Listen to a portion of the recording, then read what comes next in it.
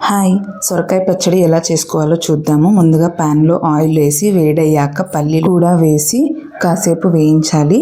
తర్వాత అందులోకి చాప్ చేసుకున్న పచ్చిమిర్చి కూడా వేసి పచ్చిమిర్చి రెడ్ అయ్యేదాకా వేయించి అందులోకి కొన్ని జీలకర్ర యాడ్ చేసి లైట్గా టాస్ చేయాలి ఒక 5 సెకండ్స్ పాటు. తర్వాత ఈ మిక్చర్ పక్కన పెట్టుకుని అదే ప్యాన్లో ఆయిల్ వేసి పీల్ తీసుకుని చాప్ చేసుకున్న సొరకాయ ముక్కలు కూడా వేయాలి.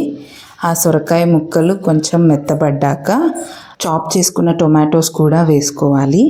ఆ టొమాటోస్ ఇంకా సొరకాయ కొంచెం మగ్గాక అందులోకి కొంచెం చింతపండు వేసుకుని ఇంకా కొన్ని వెల్లుల్లి రెబ్బలు వేసుకోవాలి. తర్వాత అవన్నీ మగ్గాక అందులోకి కొంచెం కొత్తిమీర వేసుకొని పక్కన పెట్టుకోవాలి. ముందుగా తీసుకున్న మిక్చర్ చక్కగా మిక్సీ పట్టుకొని ఆ మిక్చర్లోకి మనము ఆల్రెడీ మగ్గించుకున్న సొరకాయ మిక్చర్ వేసేసి తగినంత ఉప్పు, కొంచెం చింతతొక్కు కూడా వేసేసి కోర్స్గా గ్రైండ్ చేసుకోవాలి. ఇదంతా ఒక బౌల్లోకి తీసుకుని తాలింపుకి శనగపాలు, తాలింపు దినుసులు, ఇంగువ, వట్టిమిరపకాయలు, కరివేపాకు వేస్తే యు ఆర్ డన్.